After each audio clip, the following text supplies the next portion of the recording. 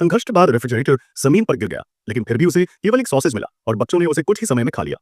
रात में भारी बारिश हुई, वे खंडहरों के नीचे छिप गए और ठंड से कांप रहे थे। कुत्ते को अच्छी तरह से पता था कि अगर यह इसी तरह चलता रहा तो वे कभी भी अपने मालिक का इंतजार नहीं कर पाएंगे, क्योंकि मालिक उसे खोजने नहीं आएगा। इसलिए एक दिन कुत्ते ने अपने मालिक द्वारा दी गई गेंद उठाई और बच्चों के साथ चल पड़ा।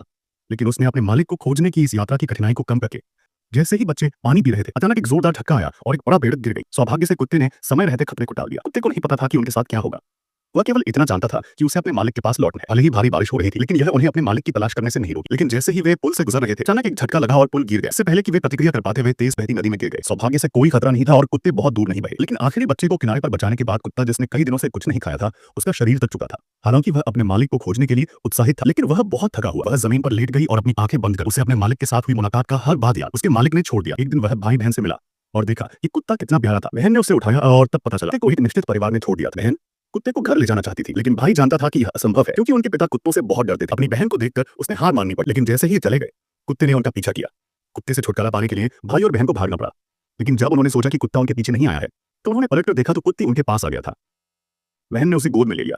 उन्होंने अपने दादा को ढूंढ निकाला, जो उनकी मदद करने के लिए उनसे प्यार करता। दादा ने कुत्ते को अपनी बाहों में पकड़ लिया और चुपके से उसे घर ले आए, लेकिन फिर भी पिता ने उसे देख लिया। इससे वह डर गया और उसने कुत्ते को रखने से मना कर दिया। इस पर पिताजी और दादाजी में झगड़ा हुआ। दादाजी बूढ़े थे और बच्चे की मां अब आसपास नहीं थी। कुत्ता पालने से परिवार पर बोझ बढ़ेगा। जब उसकी बहन ने यह सुना, जब पिताजी और भाई ने अपनी बहन को पाया, तो उन्होंने पाया कि उनकी बहन और कुत्ता एक दूसरे से चिपककर गहरी नींद में सो रहे थे।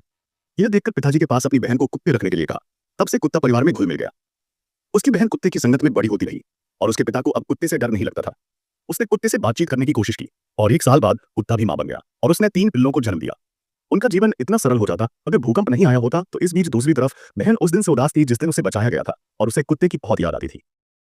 फिर एक दिन उसे अखबार में कुत्ते की तस्वीर मिली। वह जानती थी कि कुत्ता अभी भी उसका इंतजार कर रहा होगा।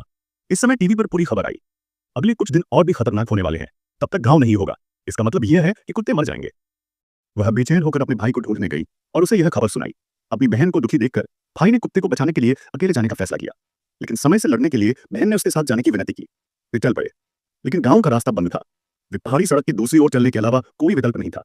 उन्हें नहीं पता था कि खतरा आ रहा है। वे बहुत दूर नहीं गए थे कि बारिश शुरू हो गई। कीचड़ भरे रास्ते की वजह से बहन जमीन पर गिर गई। आसमान में बिजली ने उन्हें बेहोश कर दिया। इससे भी बुरी बात यह थी कि बहन के पैरों से